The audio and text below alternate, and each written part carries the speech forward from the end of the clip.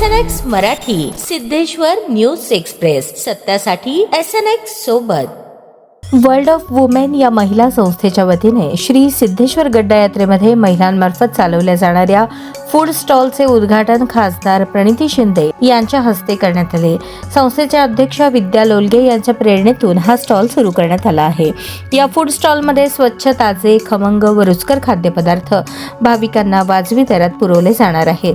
तरी गड्डा यात्रेमध्ये येणाऱ्या भाविक भक्तांनी गाळा नंबर 11ला भेट द्यावी असे आवाहन खासदार प्रणितीताईंनी यावेळी केले.